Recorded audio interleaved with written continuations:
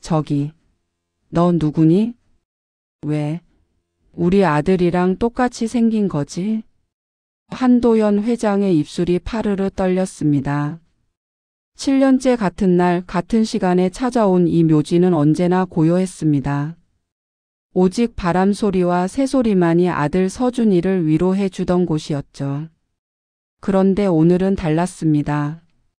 묘비 앞에 낯선 소년 하나가 무릎을 꿇고 흐느끼고 있었던 겁니다. 도연 회장은 그 아이의 얼굴을 보는 순간 심장이 멎는 줄 알았습니다. 서준이의 눈, 코, 입이 그대로였습니다. 아니, 어릴 적 서준이가 되살아난 것 같았습니다.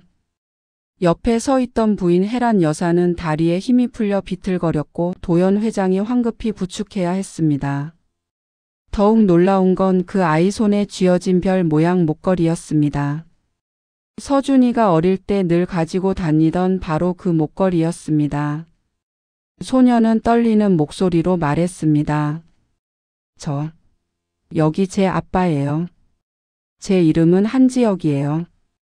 도연 회장의 머릿속이 하얘졌습니다. 아들 서준이에게 아이가 있었다고? 불가능합니다. 서준이는 평생 여자를 만나본 적도 없었고 미국에서 오직 공부만 했다고 비서진들이 보고했었으니까요. 그런데 지금 눈앞에 서 있는 이 아이는 대체 뭡니까? 혜란 여사의 가슴 속에선 7년 전 아들의 죽음과 함께 묻어버렸던 의혹들이 되살아나기 시작했습니다. 영상 시작 전에 좋아요와 구독 부탁드리며 어디에서 듣고 계신지 댓글로 알려주시면 제가 한 분 한 분 인사드리고 싶습니다. 이야기 시작하겠습니다. 7년 전 그날을 떠올리면 지금도 혜란 여사의 가슴은 찢어질 듯 아픕니다. 아들 서준이는 미국에서 유학 생활 중이었습니다. 명문 경영대학원에서 우수한 성적으로 공부하며 언젠가 아버지의 뒤를 이어 회사를 이끌 준비를 하고 있었죠. 그런데 25세 생일을 맞기 한 달 전 청천벽력 같은 전화 한 통이 걸려왔습니다. 회장님, 도련님께서 교통사고로 돌아가셨습니다. 도연 회장도 그 순간을 지금도 또렷이 기억합니다. 손에 들고 있던 서류가 바닥에 떨어지고 귀에서 윙윙 소리가 났습니다. 믿을 수가 없었습니다. 불과 사흘 전에 통화했을 때만 해도 아들은 건강했고 곧 한국에 들어올 거라며 들뜬 목소리로 말했었는데요. 부부는 곧바로 미국행 비행기를 예약하려 했습니다. 하지만 마침 그때가 회사의 중요한 인수합병 건이 진행되던 시기였습니다. 도연 회장이 자리를 비우면 수천억 원대 거래가 무산될 판이었죠. 결국 부부는 가슴을 찢는 심정으로 비서진에게 모든 걸 맡길 수밖에 없었습니다. 서준이를 미국에서 서포트하던 전무 이창도가 직접 현장에 가서 사고 처리와 장례 절차를 모두 진행하겠다고 나섰습니다. 회장님, 저희가 책임지고 잘 모셔오겠습니다.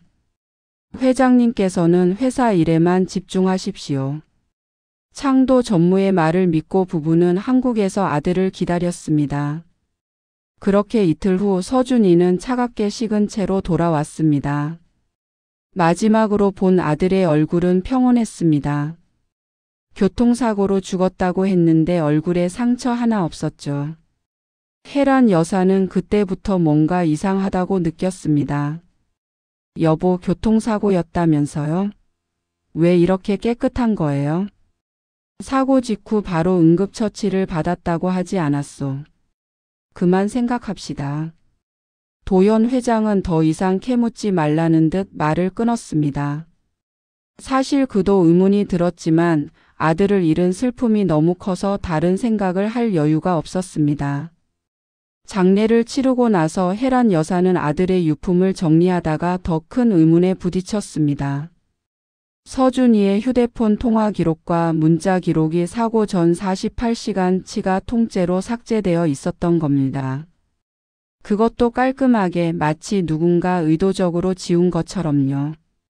게다가 사고 당시 입고 있었다던 옷도 이상했습니다. 교통사고라면 혈흔이나 찢어진 자국이 있어야 정상인데 돌아온 옷은 세탁소에서 막 찾아온 것처럼 깨끗했습니다.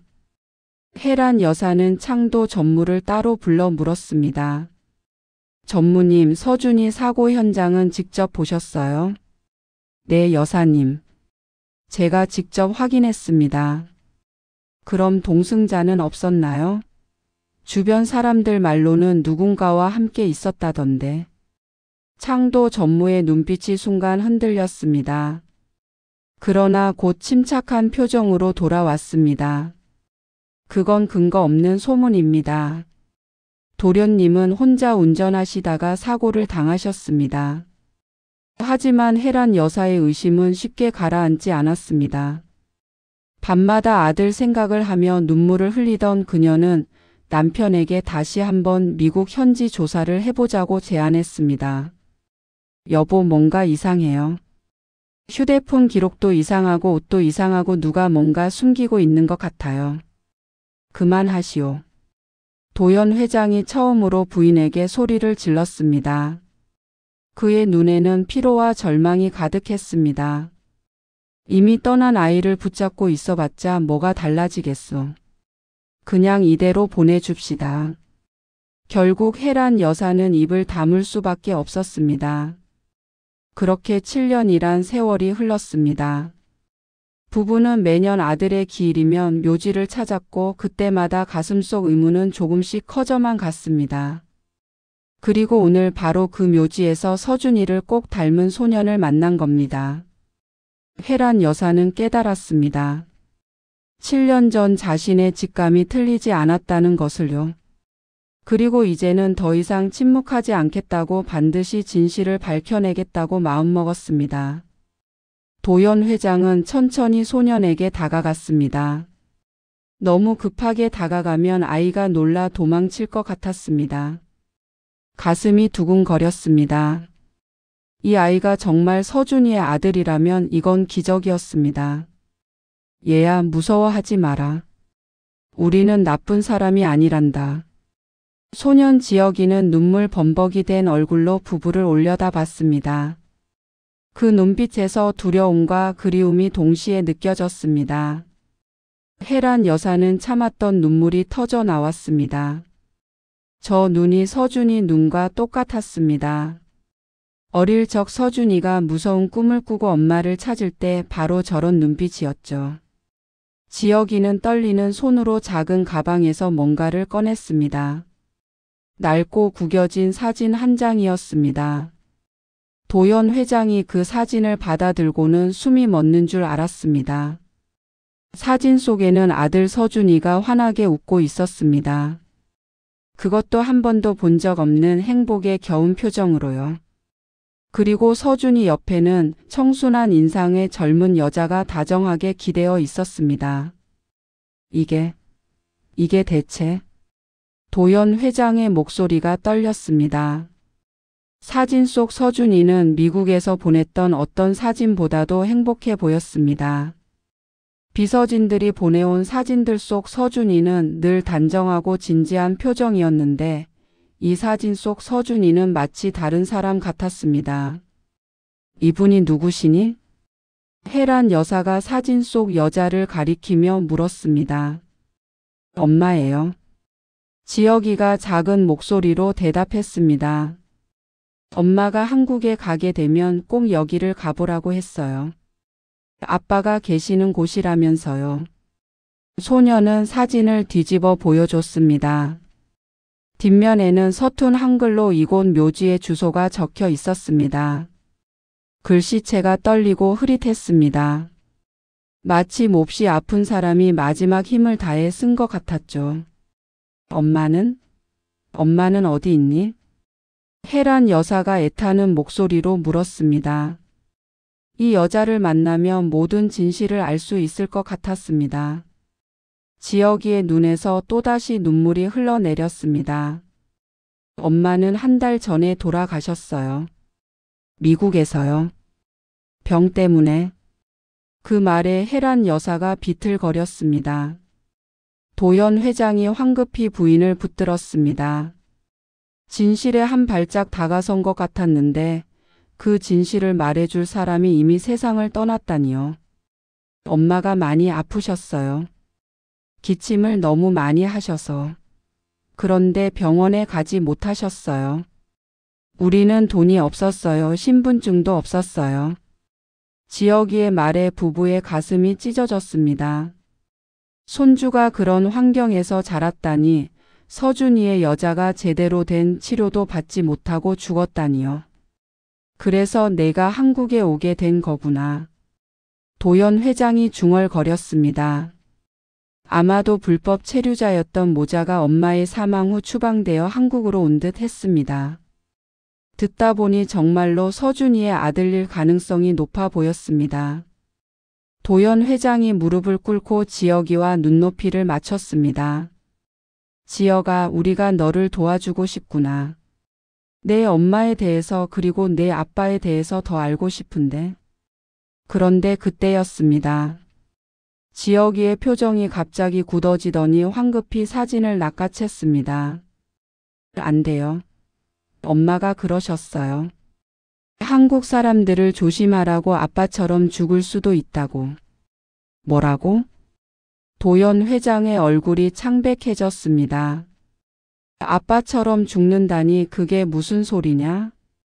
하지만 지혁이는 더 이상 대답하지 않았습니다.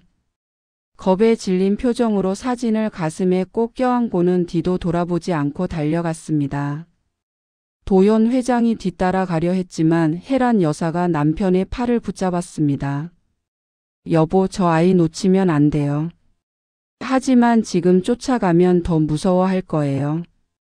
두 사람은 멀어져 가는 소년의 뒷모습을 멍하니 바라봤습니다.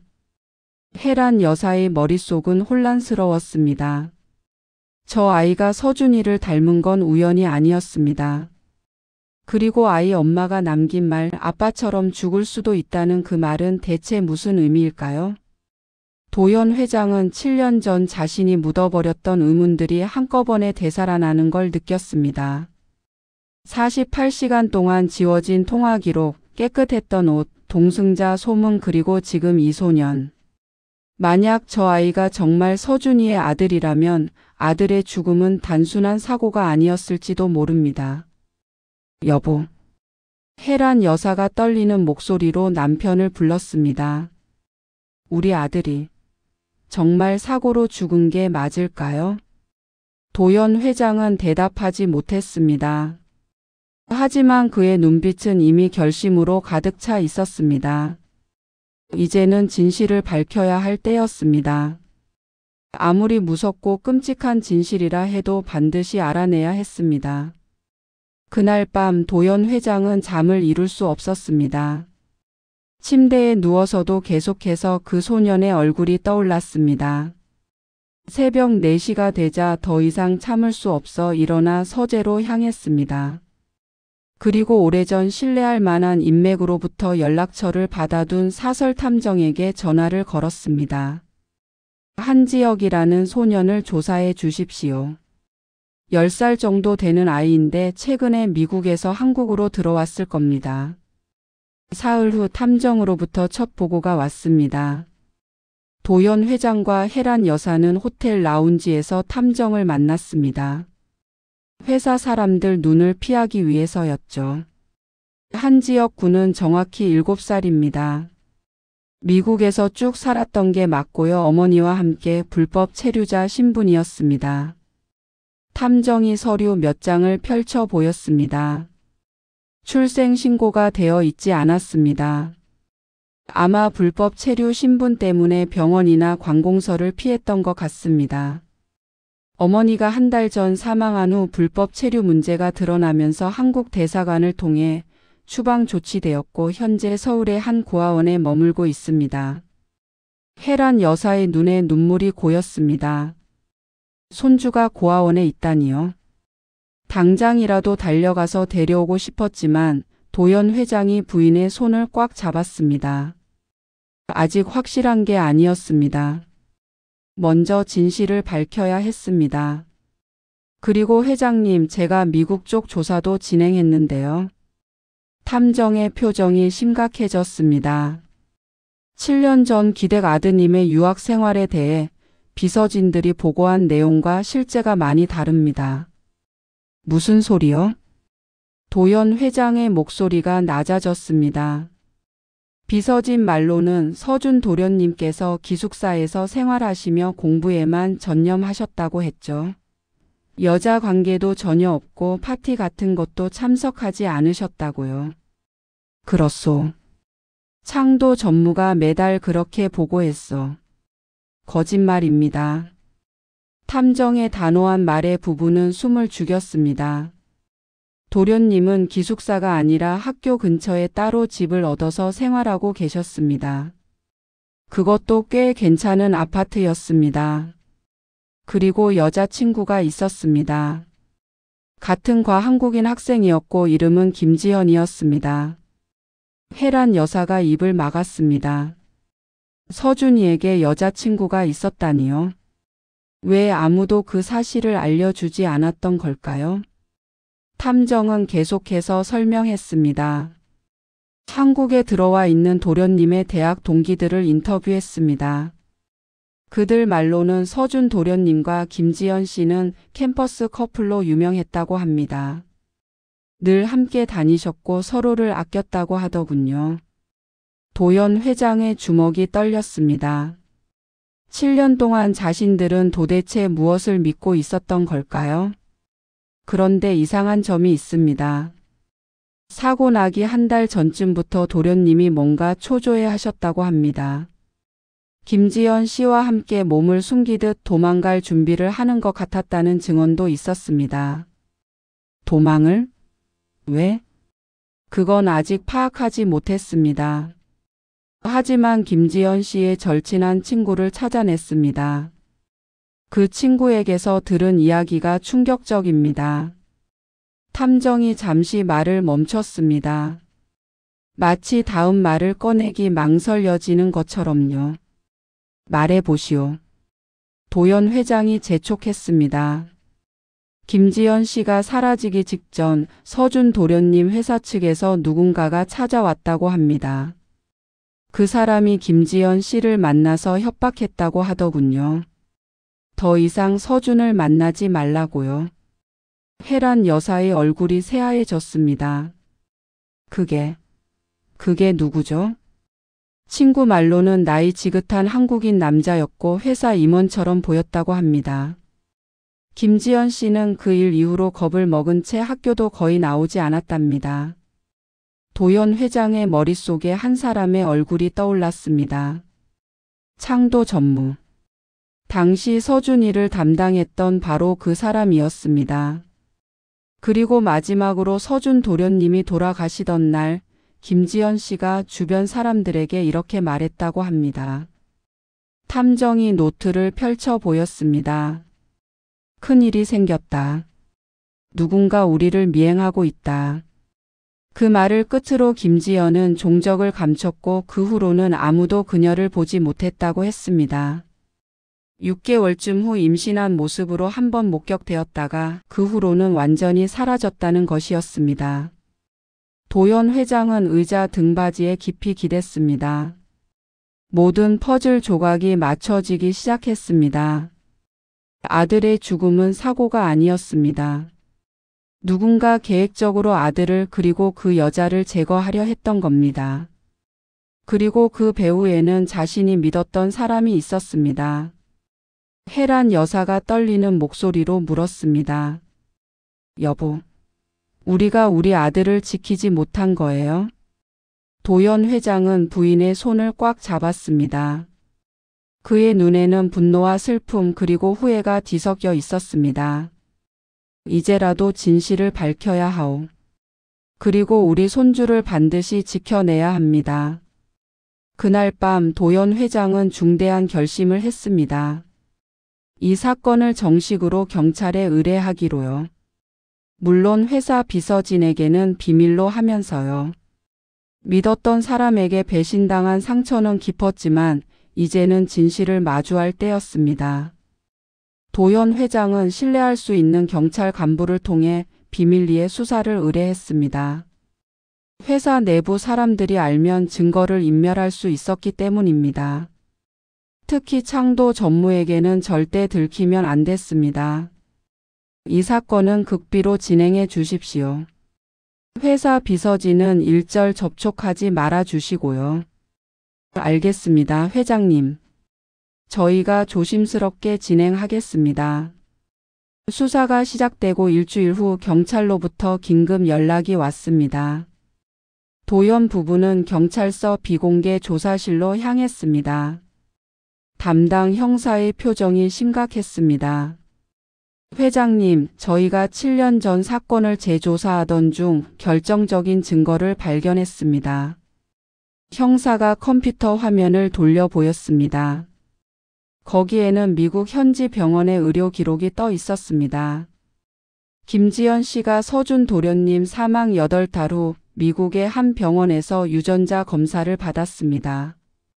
그런데 이 검사를 요청한 사람이 따로 있었습니다. 누구요? 기사의 이창도 전무입니다. 도연 회장의 주먹이 떨렸습니다. 창도가 김지연을 찾아내서 유전자 검사까지 시켰다니요. 그건 아이의 존재를 확인하려던 것이었습니다. 형사가 또 다른 서류를 펼쳐 보였습니다. 더 충격적인 사실이 있습니다. 이창도 전무가 7년 전 미국에서 사설 탐정을 고용한 기록이 있습니다. 그 탐정의 임무는 김지연 씨를 추적하는 것이었습니다. 혜란 여사가 손으로 입을 막았습니다. 추적을? 왜요? 아이를 없애려고 했던 것으로 보입니다. 김지연 씨의 친구 증언에 따르면 김지연 씨는 계속해서 누군가에게 쫓기고 있다고 말했답니다. 한국으로 돌아가고 싶었지만 공항에 갈 때마다 수상한 사람들이 나타났고요. 형사가 여러 장의 사진을 꺼냈습니다. 공항 CCTV 화면이었습니다.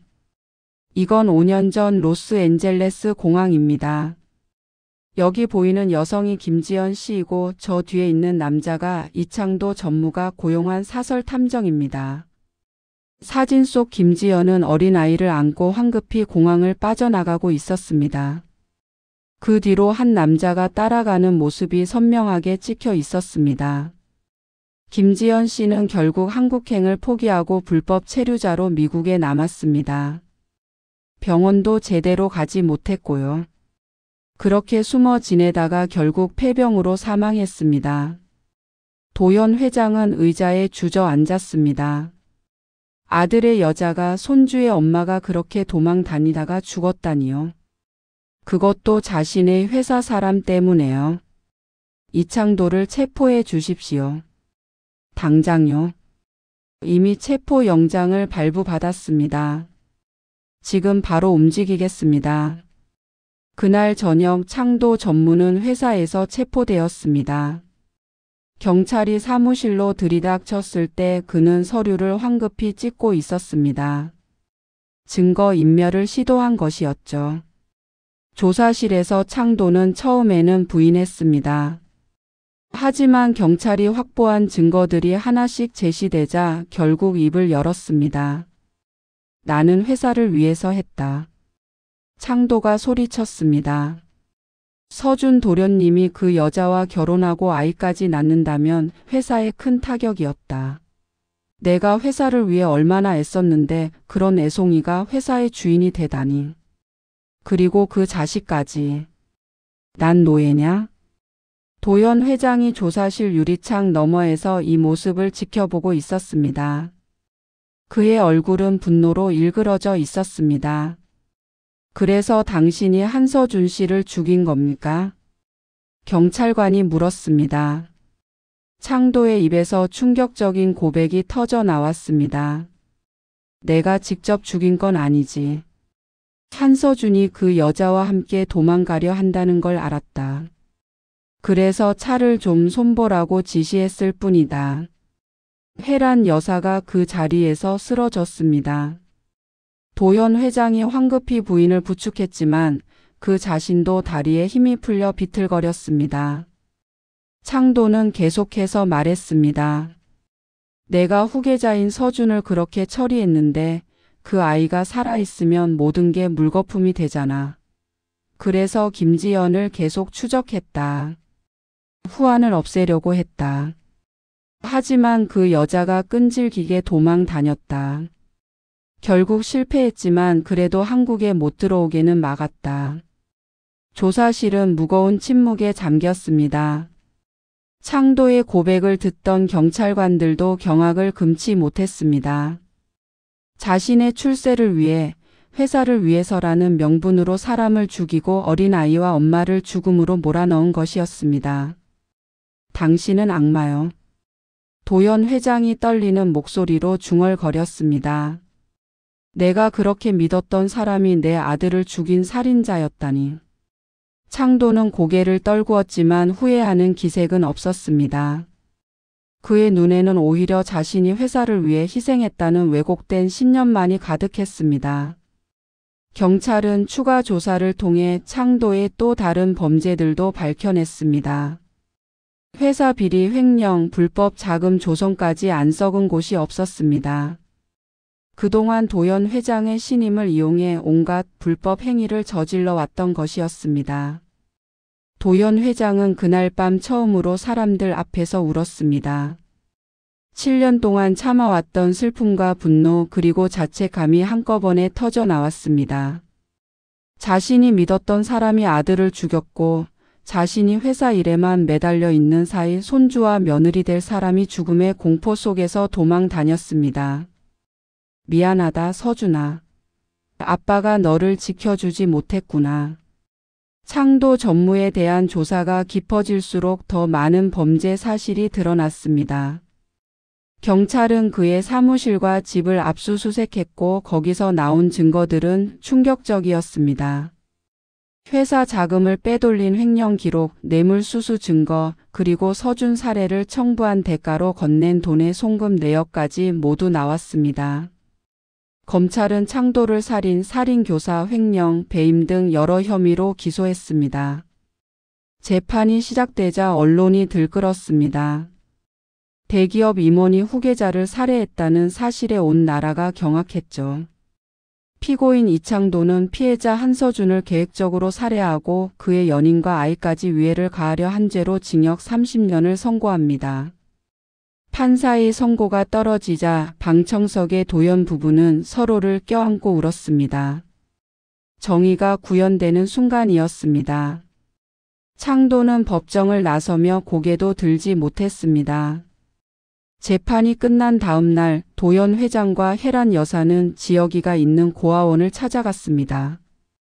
이미 유전자 검사 결과가 나왔고 지혁이가 서준의 친아들이라는 게 과학적으로 증명되었습니다. 이제 손주를 집으로 데려갈 수 있었습니다. 고아원 문을 열고 들어서자 원장 선생님이 반갑게 맞아주었습니다. 어르신들 기다리고 있었습니다. 지혁이는 방에서 그림을 그리고 있어요. 원장 선생님의 안내를 받아 지혁이 방으로 향하는데 원장 선생님이 뭔가 생각난 듯 말했습니다. 아, 그러고 보니 지난번 묘지에 다녀온 것도 지혁이가 너무 졸라서 제가 데리고 간 거였어요. 그때 멀리서 두 분을 뵙고 사연이 있으시구나 싶었죠. 혜란 여사가 원장 선생님의 손을 꽉 잡았습니다. 고맙습니다, 선생님. 그때 우리 손주를 데려가 주셔서. 그리고 한 가지 더 드릴 게 있습니다. 원장 선생님이 사무실로 안내하더니 낡은 봉투 하나를 꺼냈습니다. 지혁이의 소지품 중에 이 편지가 있었어요. 제가 먼저 읽어봤는데 아마 지혁이가 아직 한글을 읽을 줄 몰라서 못 읽은 것 같더라고요. 두 분께서 꼭 읽어보셔야 할 것 같아서 가져왔습니다. 도연 회장이 떨리는 손으로 봉투를 열었습니다. 안에는 깨알 같은 글씨로 빼곡히 쓰인 편지가 5장이나 들어 있었습니다. 글씨체가 가늘고 떨려서 쓴 사람이 얼마나 힘들었을지 짐작할 수 있었습니다. 안녕하세요. 저는 김지연입니다. 편지는 그렇게 시작되었습니다. 혜란 여사가 편지를 읽기 시작했지만 눈물 때문에 글자가 흐려져서 제대로 읽을 수가 없었습니다. 도현 회장이 부인의 어깨를 감싸며 대신 읽어 내려갔습니다. 이 편지를 읽으실 때면 아마 우리 지혁이가 할아버지 할머니를 찾았을 때겠죠. 저는 서준 씨를 1년 정도 만났습니다. 서준 씨는 정말 좋은 사람이었어요. 저를 아껴주었고 우리 아기를 지키고 싶어 했어요. 편지는 계속 이어졌습니다.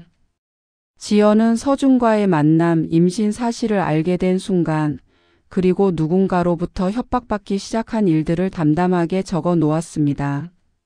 서준 씨가 교통사고를 당했을 때 저는 그게 우연이 아니라는 걸 직감했어요. 지금 생각해보니 제가 아이를 가졌다는 걸 알고부터 위협이 시작됐던 것 같아요.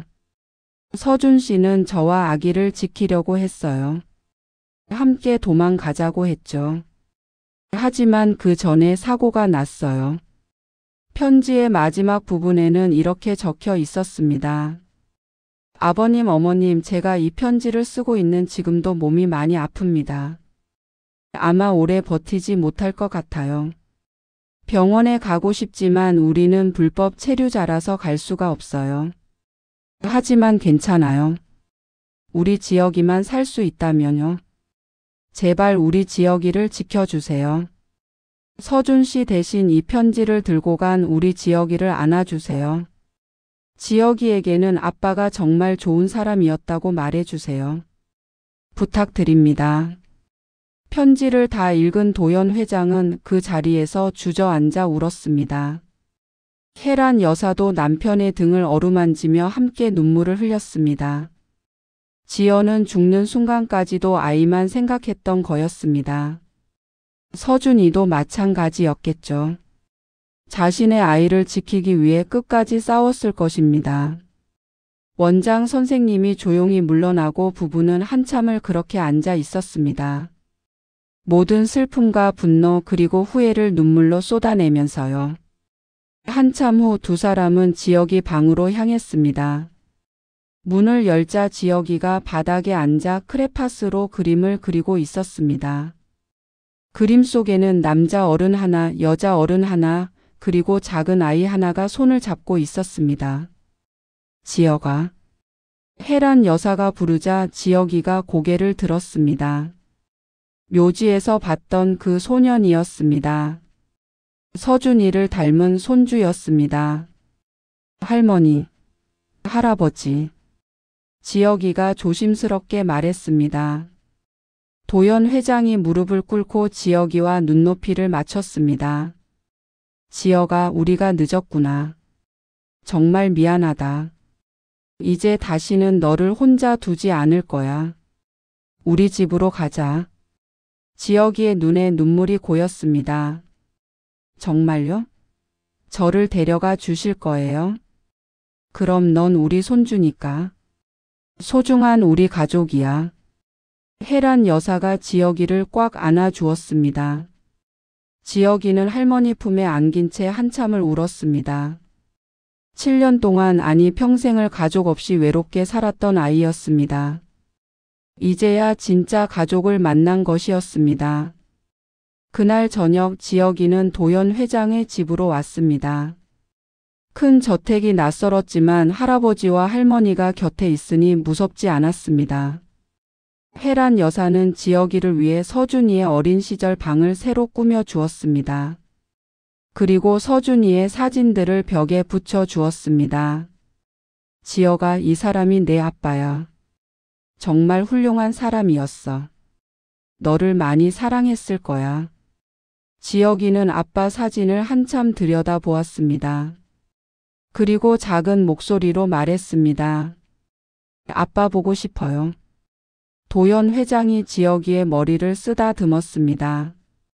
할아버지도 많이 보고 싶단다. 하지만 이제 내가 있으니까 아빠가 우리 곁에 있는 것 같구나. 7년 동안 멈춰 있던 시간이 다시 흐르기 시작했습니다. 서준이를 잃은 슬픔은 여전했지만 이제 그의 아들 지혁이가 그 자리를 채워주고 있었습니다. 창도는 자신의 죄값을 치르게 되었고 진실은 마침내 세상에 드러났습니다. 혜란 여사는 매일 밤 지혁이를 재우고 나서 서준이의 사진 앞에 앉았습니다. 서준아, 내 아들 잘 키울게. 내가 못다한 사랑 엄마가 대신 줄게. 편히 쉬렴. 도연 회장도 매주 주말마다 지혁이를 데리고 서준이의 묘지를 찾았습니다.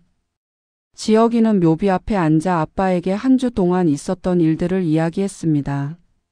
학교 이야기, 친구 이야기, 할아버지 할머니와 함께한 행복한 시간들을요.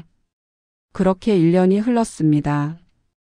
지혁이는 밝은 아이로 자라났습니다. 서준이를 닮아 똑똑하고 착했습니다. 도연 회장은 지혁이를 보면서 생각했습니다. 이 아이가 바로 서준이가 남긴 가장 소중한 유산이라고요. 어느 날 저녁 식사를 하던 지혁이가 말했습니다. 할아버지, 할머니 사랑해요. 그 한마디에 두 어르신의 눈가가 촉촉해졌습니다. 7년 만에 다시 찾은 행복이었습니다. 비록 아들은 돌아오지 못했지만 아들이 남긴 사랑은 이렇게 계속 이어지고 있었습니다. 진실은 감춰질 수 없었고 사랑은 죽음도 이길 수 있었습니다. 그리고 가족은 언제나 다시 만나게 되어 있었습니다. 오늘 이야기가 재미있으셨나요?